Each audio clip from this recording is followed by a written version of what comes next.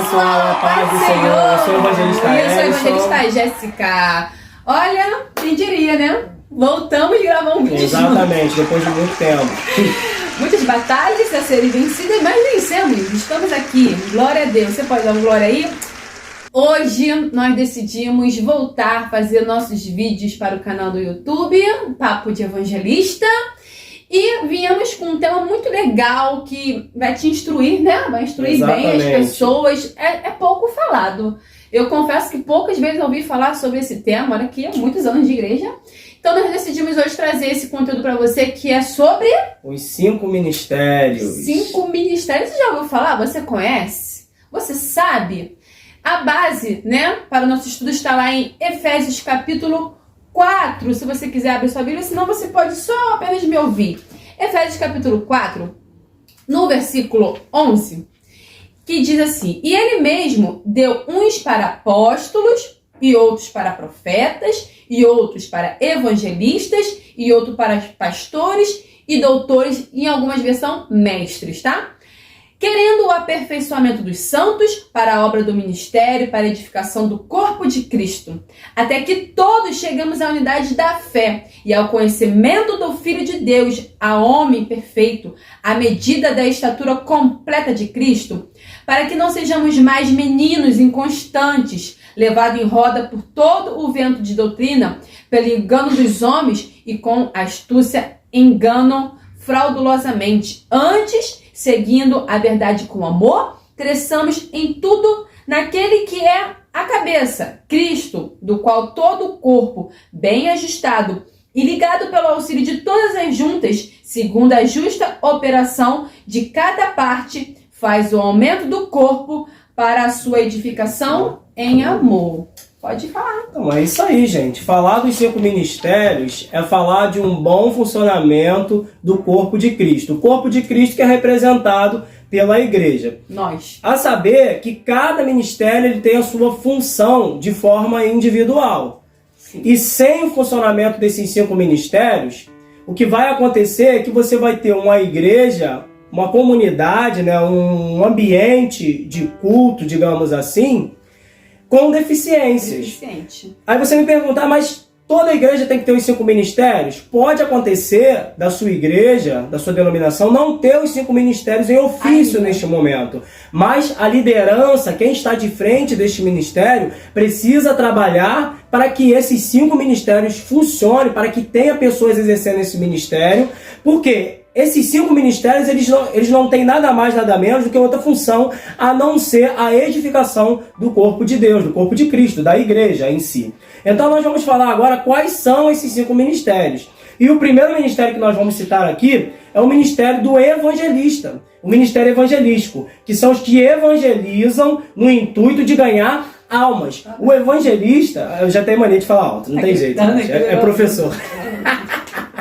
O evangelista, ele é o cara que ele tem sede por almas. A pregação dele, ela tem essa direção de ganhar almas. Chegou um camarada na igreja, ele ganhou para Jesus. A gente até estava ouvindo aqui, né, o apóstolo Luiz Hermínio falando. Ganhou o cara para Jesus, ele já quer que o cara trabalhe, já quer inserir o cara no ministério, quer colocar no louvor, quer colocar o cara para poder trabalhar junto com os diáconos, servir na igreja. O evangelista é esse. Entendeu? Que a sede que ele tem é de ganhar almas. E ele, todo o recurso dentro espiritual, né, de Deus que ele puder usar, ele vai usar. Se ele tiver que fazer campanha para atrair vida, ele vai fazer. Cruzada evangelística. Se tiver que ir pra praça na chuva, botar o som dele lá para pregar, é a veia dele. Ele é o cara que ele entra na comunidade, vai evangelizar o traficante. Ele entra muitas vezes... A gente conhece pastores que já entrou em prostíbulo para evangelizar prostituta. Entendeu? Esse cara, é o que corre na veia dele é o ministério evangelista. E o evangelista, ele tá ali junto com o missionário, né? Exatamente. São cargos que trabalham na mesma linha de pensamento. Tem o mesmo chamado diante de Deus. E mais um ministério, né? Isso está tudo lá em Efésios capítulo 4, versículo 11, tá? Está bem frisado lá. É o mestre, né? O mestre. O mestre é aquele que ele tem o dom. O Elis é um mestre, um pastor mestre. Ele é um pastor mestre. Ele tem o dom de ensinar. Normalmente você vai ver um mestre sendo professor de escola dominical, ou então dando um estudo escatológico de segunda-feira. Dia de segunda-feira, estudo escatológico do Apocalipse.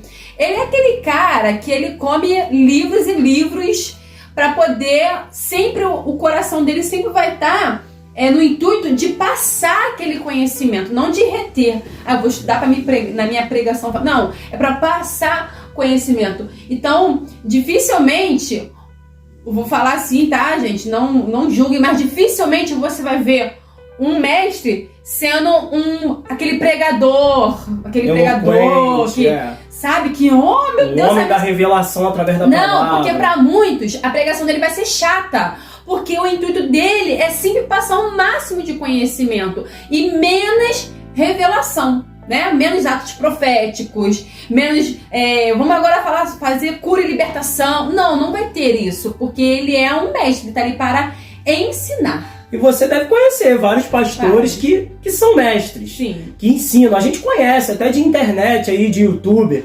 pastores que trabalham ensinando. E não adianta, é o ministério do cara. A pregação dele vai ser, como a minha esposa acabou de falar, um ensino.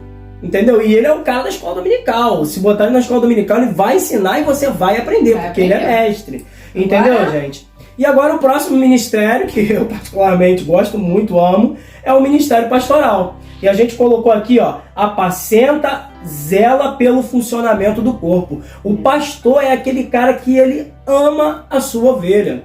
Ele é o cara local, entendeu? Ele não é o cara de estar pra lá e pra cá, prega aqui, prega ali, igual é o evangelista. Ele não é o cara da escola dominical que vai ensinar eloquente de forma que você vai pegar aquilo ali que ele está ensinando. Mas ele é o cara que cuida. Ele é o cara, como Jesus cita em Lucas capítulo 15, lá que fala das 100 ovelhas. Ele é o cara que ele vai atrás da ovelha perdida. Ele é o cara que ele conhece todas as ovelhas da igreja dele. Se faltar uma, justamente ali, ele vai sentir falta. Fulano que senta naquele banquinho. Não veio hoje, vamos ligar para ela, saber o que aconteceu, se ela tá precisando de ajuda. Se for preciso, a gente vai à casa dela. Ele é esse cara que ele zela pelas vidas que vem até ele, que vem até o templo para poder adorar com ele, para servir a Deus. E ele zela também pelo templo. Ele cuida do templo, ele tem amor por estar ali. Ele é o pastor local. Ele é o cara que gosta de ficar dentro da igreja e que gosta de cuidar de vidas. Esse é o pastor. Não tira ele disso, senão você mata ele. Se você falar assim, a partir de hoje você é itinerante, você agora vai viajar, cara, ele vai matar ele, porque ele vai sentir falta daquele calor, né? De estar ali na igreja, de estar pregando na igreja dele, de estar depois do culto saindo com os membros dele, que muitos pastores são assim, outros não, né? De sair para comer uma pizza junto. Pastor é aquele que faz visita no lar, que vai na prisão, que vai no hospital, porque é os membros dele. Se ele for necessário ir nesses locais, ele vai. Tá no velório, tá na festa de 15 anos, no aniversário do filho do membro. Tudo você vai ver. Esse cara. Ele é esse cara, é o pastor. E agora, né? Apóstolo, né? Apóstolo, eu confesso que eu tive um pouquinho mais de dificuldade para entender a função do apóstolo, né? E o que é o apóstolo? Consegui chegar, né, a um entendimento. É o que dá cobertura, proteção e edificação para o corpo. Ele é aquele que protege. Então, vamos lembrar dos apóstolos? Apóstolo Paulo, por exemplo, ele estava aqui, mas amanhã estava ali, amanhã estava lá. Mas ele não deixava de dar cobertura para todas aquelas igrejas que ele fundava. Você vê as cartas. Ele escreveu 13 cartas, justamente, ainda tem a 14ª que dizem que pode ser dele, que é Hebreus, né? Ele fundava as igrejas, edificava a igreja, dava aquela... Mas depois ele dava cobertura, ele continuava dando cobertura, suporte para as igrejas. Ele não simplesmente fundava, ó, tá com você agora, tá, irmãozão, tá tudo contigo, tchau, fiz a minha tanto que parte. Você pode ver que as cartas, por exemplo, 1 e 2 Timóteo, cara, ele tá ali o tempo todo instruindo Timóteo a como cuidar da igreja, entendeu? Como manter a igreja num bom funcionamento, tá entendendo? Esse era o apóstolo. E eu quero também aproveitar a fala dela, a respeito de apóstolo, Por exemplo, você pega o capítulo 8 de Atos dos Apóstolos, ali no trecho que fala de Filipe indo para Samaria. Filipe, ele era um evangelista. Filipe vai para Samaria, ele prega em Samaria, pessoas se convertem. A Bíblia vai dizer que Filipe batiza pessoas, só que até agora, nenhum apóstolo chegou em Samaria. Filipe, que era um evangelista, ele foi, preparou tudo, fez todo o trabalho evangelístico, que é pregar, ganhar almas, batizar. Depois que ele fez isso, uma das funções do apóstolo é o que Pedro vai fazer após isso, porque Pedro, ele era um apóstolo e fundador da igreja primitiva. Você vai ver isso em Atos 2 e 3. Quando está tudo pronto, Pedro ouve que Filipe já tinha feito todo esse trabalho e agora Pedro vai lá para poder consolidar a igreja que Filipe iniciou em Samaria. E lembrando que os samaritanos não se davam com os judeus. Olha que missão árdua que Filipe pegou. Aí Pedro foi lá e consolidou. Pode continuar falando do apóstolo. Não, então é isso mesmo. Resumindo, ele. Os fundadores, normalmente são fundadores, mas que ele tem amor por aquela igreja como se fosse dele até o último dia. E ele pode estar na China, mas ele vai continuar sempre dando aquela cobertura espiritual para aquela igreja. E agora, contigo. O último ministério, gente, o último ministério é o ministério profético, do profeta. O que tem a visão profética das coisas, que tem uma maior sensibilidade da voz de Deus. E, gente, o ministério profético é algo que tem dado muita polêmica nos dias atuais. Perigoso. Porque toda pessoa que fala, eis que te digo, que está entregando a revelação, a gente pensa que é profeta. E nem sempre é, tá? O ministério do profeta, o profeta, ele é aquele cara que ele tem uma visão panorâmica de tudo que está acontecendo. E o profeta, ele não profetiza somente para um local. O profeta, ele profetiza para uma cidade, para um estado, para uma nação. Né? Você pode ver que muitas vezes quando os profetas chegavam, eles diziam, ouve Israel. Israel representa uma nação, um povo, né? Um povo num montante de gente. Então o profeta, ele é esse cara. E o profeta, eu acho muito interessante, inclusive o pastor Júnior Trovão, que eu assisto muitas pregações dele, ele cita isso. O sacerdote, ele tinha o ofício de levar o povo a Deus. Agora o profeta não. O profeta, ele leva Deus ao povo, porque na boca do profeta é o próprio Deus que está falando. Sério? Entendeu? E o profeta, ele precisava viver uma vida de fato separada para Deus, uma vida de santificação, uma vida de bom testemunho. Então, como que você identifica um profeta? Ele é esse cara que tem essa visão panorâmica, ele vai pegar coisas que foram faladas lá no passado, que muita gente já esqueceu, ele vai trazer à tona e vai linkar isso aí com coisas que vai acontecer no futuro. Ele é esse cara, ele é o cara que vai corrigir as autoridades, ele é o cara que vai chegar, lembra de Elias? Elias chegou em Acabe e falou, vive o Senhor Deus, a qual a presença eu estou, que sobre a minha palavra não vai chover em Israel. Não. Sobre a minha palavra, se ele fala sobre a minha palavra, é porque quem estava falando na boca dele era o próprio Deus. Então, esse é o profeta, gente. O profeta não é o cara que vai ficar falando, você vai ganhar um carro, você vai ganhar uma casa. O profeta é o que vai falar o que Deus manda, e se Deus mandar confrontar, ele vai confrontar. Pode ser grandes autoridades, pode ser quem for, esse é o profeta. Comenta aí também sobre o profeta. Eu penso também assim, que o profeta é aquele que dá a emoção da igreja, né? Ele traz emoção.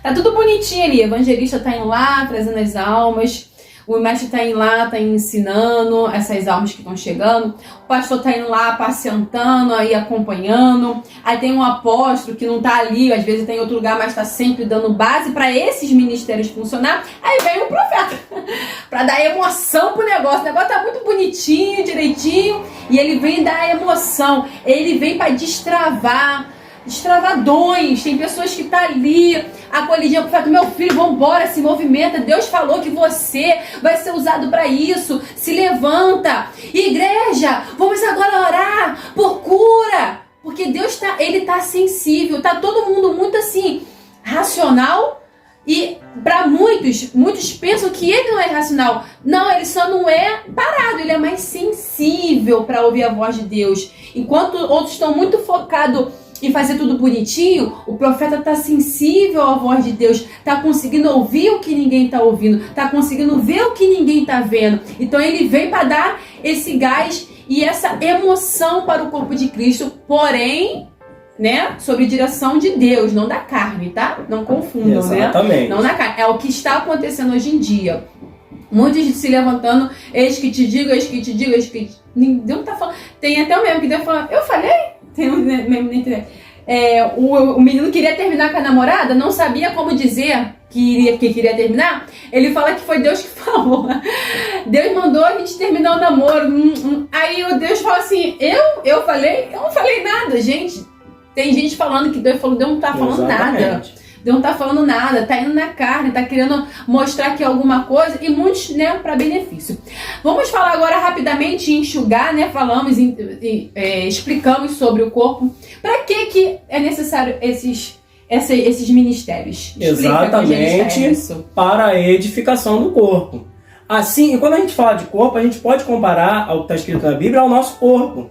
O seu braço, ele não pode exercer a função da sua perna. A sua mão não pode exercer a função do seu pé. Cada membro do seu corpo tem a sua função, assim como cada ministério dentro da igreja tem a sua função. Então, você que está nos ouvindo hoje, você deve identificar qual é o ministério que Deus te chamou. Sim. Entendeu? Para que você possa ser útil na obra de Deus e para que você traga essa completude para dentro da igreja que você está hoje congregando. Justamente. Entendeu? E assim, né? Para que é necessário também os 5 ministérios? Serviço, irmão. Exatamente, para servir. Você não tem um cargo... Ministério da glamour. Eu sou pastor. Eu sou evangelista. Aqui minha credencial. Eu sou. Disso. Querido, vou te falar no tom de brincadeira. Você não sabe a maior roubada que você está entrando.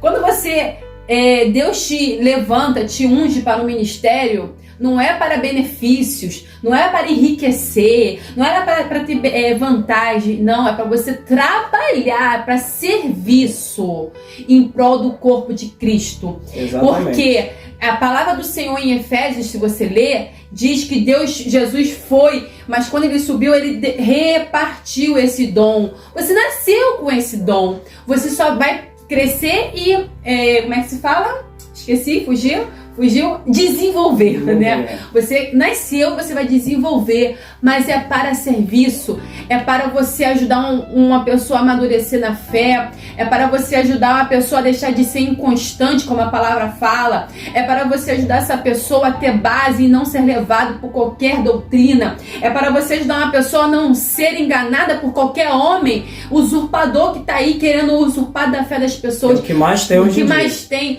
Então, quando você recebe um ofício, você é consagrado a um ministério, eu vou falar uma coisa pra você que eu escutei, peguei e é isso aí. Pega a sua toalha e pega a sua bacia, vai lavar os pés. Foi o que o maior líder da história fez. Vai lavar os pés, é isso aí, não é você sentar e ser servido com um cachinho de uva e glória dos reis, não.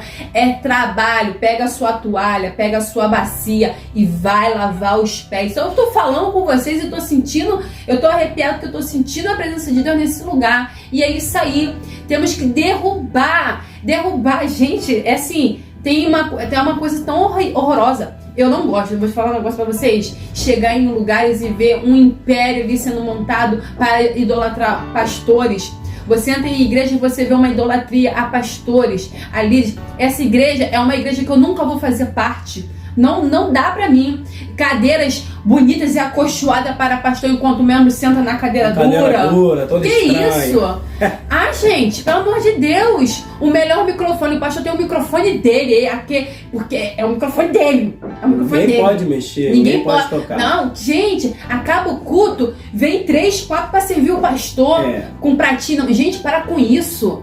A idolatria, estão falando dos bisões. Você pode servir o pastor, desde que você sirva todos igual você serve a ele. Não tô aqui querendo desmerecer o trabalho. Exatamente. Para honrar o pastor, não, porque ele é merecedor igualmente a todo ao mundo. membro. Porque o pastor também é servo. Todos esses ministérios que nós citamos aqui são ministérios de serviço. Aí falam, né, do bezerro, estava comentando agora de manhã, né, o bezerro de ouro que Arão levantou para poder o povo idolatrar, que o povo pediu. Olha os bezerros de ouro nos altares. Exatamente. Quem são o povo protestante para falar dos católicos sobre adoração? Vocês estão piores. Nós, né? Estamos piores. Exatamente. Nós estamos piores. Pastores, vocês estão igual Arão, levantando bezerro de ouro no altar de vocês, botando pregadores e cantores famosos para encher a igreja, e essas pessoas ali, vocês não estão fundamentando essas pessoas na fé. Essas pessoas vão morrer, vai passar menos de um ano, não tá todo mundo desviado, porque você só quis levar emoção e idolatria para tua igreja, você não quis fundamentar essas pessoas na fé. Em vez de vocês se preocuparem em investir, em pagar 3, 4 mil para um famoso estar na sua igreja, cantando e pregando, investe nas pessoas que estão aí, coloca essas pessoas no curso de teologia. Tem gente que é mestre, mas elas precisam ser instruídas, precisam estudar. Aprender. Mas não tem condições de estudar. Investe nessa pessoa. Vou pagar um curso de teologia pra você, porque você, sabe, tem que ter visão, tem que ser visionário, pastor. Eu tô fazendo 3 funções dentro da igreja, reclama. Se sobrecarregando, e muitos gostam, né? Vamos dizer que muitos gostam. Pra poder dizer que é o super pastor, o super muitos gostam, mas tá errado. Você não nasceu pra exercer 5, você nasceu pra exercer um. A igreja é um corpo. Entendeu? Olha para os membros da sua igreja, veja aí quem é que tem dons, investe nesses dons, se for necessário, dá a escola dominical e bota um estudo durante a semana para essas pessoas aprender mais. É isso aí. Entendeu? Incentive essas pessoas. Para de colocar bezerros de ouro nos seus altares. Isso aí não leva ninguém pro céu. Exatamente, né? É isso aí. Então, só para terminar, uma pessoa pode exercer 3, 4 ministérios? Não, de forma alguma. A não ser que a igreja não tenha pessoas que queiram se capacitar para poder fazer isso. É provisório. Agora, precisa haver essa divisão. Como eu citei a questão do corpo. Cada membro tem a sua função. Então precisa haver, até porque se você se sobrecarregar, você só vai viver dentro da igreja, você não vai cuidar da sua família, você não vai cuidar de trabalhar para poder levar o sustento para dentro da sua casa. Aí sabe o que vai acontecer? Esses problemas que você está se sobrecarregando com eles, vai refletir dentro da sua casa, vai refletir no seu psicológico. Por isso que a gente vê muitos pastores hoje sofrendo com depressão, ansiedade, síndrome do pânico e um monte de doença dessas aí, porque ele está se sobrecarregando, entendeu? E precisa haver essa divisão. Não tem esse negócio, gente. Você olha para as grandes empresas. O dono da empresa, ele não faz todas as funções da empresa. Ele precisa de funcionário para poder trabalhar para ele. Justamente. A igreja não precisa de funcionário, mas ela precisa de servos, de pessoas que vão servir, que vão ajudar. Que tem esses dons já, só exatamente. Precisa exercer, né? Tem gente sendo escondida aí, ó. Porque não tem oportunidade de exercer o seu ministério. Estão sendo abafadas. Nós precisamos, gente, trabalhar sim com essa divisão, cada um no seu quadrado, fazendo a sua função, para que haja um bom funcionamento do corpo e para que ninguém seja danificado pela sobrecarga, porque é muita coisa para fazer. Se não houver divisão, alguém vai ficar sobrecarregado, alguém vai perecer dentro desse contexto todo do que a gente está falando. Justamente. Tá, gente? Então, gente, esse foi o vídeo polêmico, né? Rendeu, pensei que a gente ia fazer menos de 20 minutos.